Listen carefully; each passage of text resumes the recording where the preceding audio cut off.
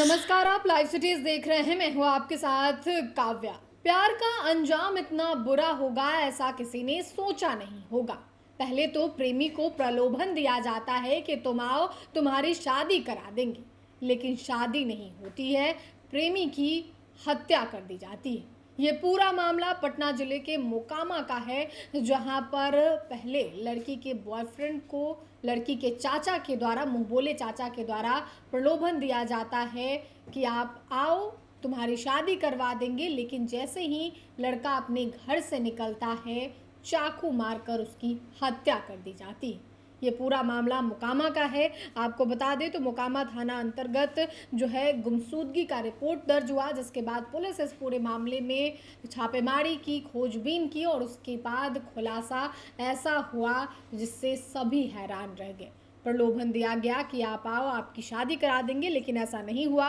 मामले की गंभीरता को देखते हुए अनुमंडल पुलिस पदाधिकारी वन बाढ़ पटना के निर्देश पर त्वरित कार्रवाई करते हुए वैज्ञानिक एवं तकनीकी साक्ष्यों के आधार पर अनुसंधान प्रारंभ किया गया।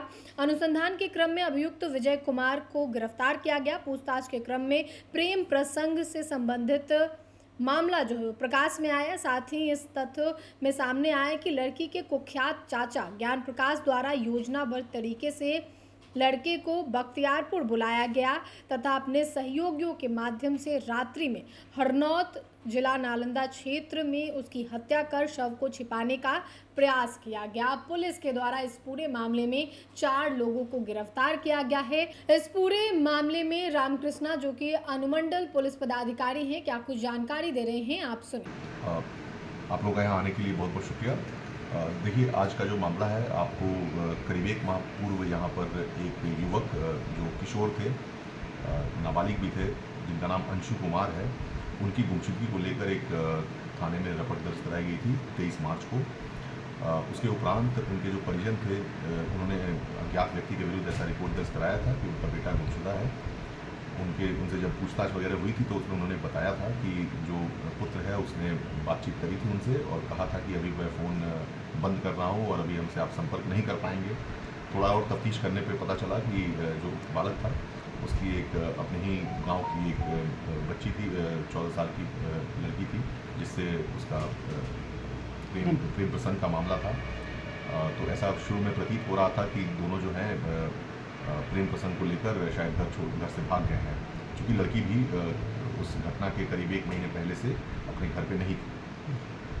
उसके बाद जो है दोनों लड़की के परिजन और लड़के के परिजन जो है आपस में संपर्क में थे और उन लोगों के द्वारा जो लड़की के परिजन थे वो बार बार आश्वासन दे रहे थे कि उनका लड़का जो है जिस एक उनके मुँह बोले जो चाचा हैं जिनके यहाँ लड़की रह रही है, उनसे बात करके संपर्क करके लड़के को वापस उन लोग जो है बरामद करवा देंगे। इस आश्वासन में लड़के के परिजन भी थे जो संतुष्ट थे कि उनका लड़का वापस आ जाएगा, परंतु करीब 3 हफ्ते गुजर जाने के बाद जब इस पर कोई आगे की बात नहीं बनी, तब उनके द्वारा संपर्क किया गया।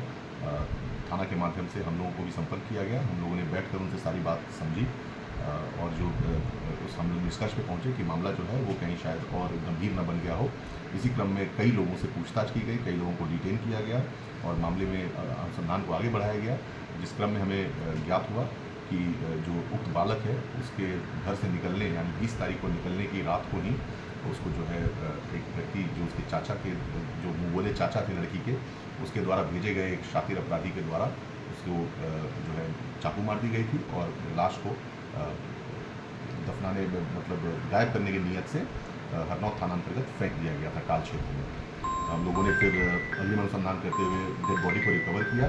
जो घटना करने वाले जो व्यक्ति थे उन्हें हमने अरेस्ट किया है। इसमें जो लड़की के परिजन थे जिनकी संलिप्तता भी प्रतीत होती है, उनके द्वारा झूठा आश्वासन दिया गया एवं साक्ष्यों को मिटाने का प्रयास किया गया, उनको भी हम लोगों ने डिटेन किया है। उनको भी हम गिरफ्तार करके माननीय न्यायालय में विस्तारित कर रहे हैं और जो उनके चाचा हैं उनको जो हम लोग उनके लिए छापेमारी कर रहे हैं, उन्हें बहुत जल्द हम लोग गिरफ्तार करेंगे। कितने लोगों की गिरफ्तारी अभी तक हुई है? अभी कुल 4 लोगों की गिरफ्तारी हुई है, 2 पुरुष हैं, 2 महिला हैं, जिसमें से कि जो चाकू मारने वाला जो मुख्य अभियुक्त है वो भी गिरफ्तार है। अच्छा सर, प्रेमिका का भी नाम इसमें संलिप्त मैंने आ रहा केस में या नहीं? अभी तक जो हम लोग अभी तक जिस निष्कर्ष पे पहुंच पाए हैं उसके अनुसार जो लड़की है वो भी कहीं ना कहीं बच्ची है, वो शायद हमारी नज़र में पीड़ित है फिलहाल। वो जो है जो उनके मुँह बोले चाचा हैं उनके साथ है। हो सकता है वो मजबूरीवश उनके साथ हो, क्योंकि वो अभी नाबालिग बच्ची है। और जो अभी तक हम लोग समझ पा रहे हैं उसको अपने साथ रख कर उसके एवज़ में बहुत सारी चीज़ें कराई गई होगी उस जो मुँह बोले चाचा हैं उनके द्वारा। तो सर घटना का मुख्य कारण प्रेम प्रसंग से? मुख्य कारण प्रेम प्रसंग ही है। अभी प्रेम प्रसंग में ही उनको जो है इस लड़के को बुलाकर ये शरीफ बच्चा तो अभी नाबालिग बच्चा था, इसको बुलवाकर और फिर मिलवाने के एवज़ में कि तुम्हें मिलवा देंगे, तुम्हारी आगे की शादी वगैरह भी करवाएंगे इस लड़की से, इस चीज़ का प्रलोभन देकर उसको बुलवाकर फिर ऐसी घटना। अच्छा सर, ऐसा बताया जा रहा है कि ट्रेन से उतरवा के ले जाया गया था सबको। अब शुरुआत में जो लड़का घर से निकला है और घर पे फ़ोन वगैरह किया है, जिसकी पुष्टि उनके परिजन भी कर रहे हैं, उससे यही प्रतीत होता है कि उसको प्रलोभन देकर बुलाया गया और उससे खुद ही ये सब चीज़ें शुरुआत में बुलाकर कि तुम इस उक्त व्यक्ति के साथ आओ और वो तुम्हें हमारे पास लेकर आएगा, तब हम तुम्हें उक्त बच्ची जो तुम्हारी प्रेमिका है उससे मिलवा देंगे। इस चीज़ का प्रलोभन देकर उसको घर से खुद ही निकलवाया गया। मतलब इसमें कुछ कोई मास्टरमाइंड का भी नाम आ रहा है ज्ञान? जी हाँ, ज्ञान प्रकाश जिसका मैं आपको नाम बता रहा था, जो उक्त लड़की का मुँह बोला चाचा है, उसका ही ये सब सारा षड्यंत्र किया हुआ है। कहीं न कहीं उसके जो लड़की के परिजन हैं, उन लोग भी उसके संपर्क में थे और वो लोग कि कहीं न कहीं कम्प्लिसिट जो है इंटेलिजेंस रही है इसमें। तो वो अभी गिरफ्तार हो गए? ज्ञान प्रकाश की अभी गिरफ्तारी नहीं हुई है, उनके लिए छापेमारी चल रही है। ज्ञान प्रकाश बहुत जल्द गिरफ्तार होंगे। सर लड़की सुरक्षित है सर? लड़की फिलहाल ज्ञान प्रकाश के पास में है, उनके परिजनों को भी इस बात का अंदाज़ा है। वो लोग विगत अभी 15 अप्रैल तक, जब से ज्ञान प्रकाश बिल्कुल अंडरग्राउंड हो गए हैं, उसके पहले तक लड़की से उनके परिजनों का मिलना जुलना था।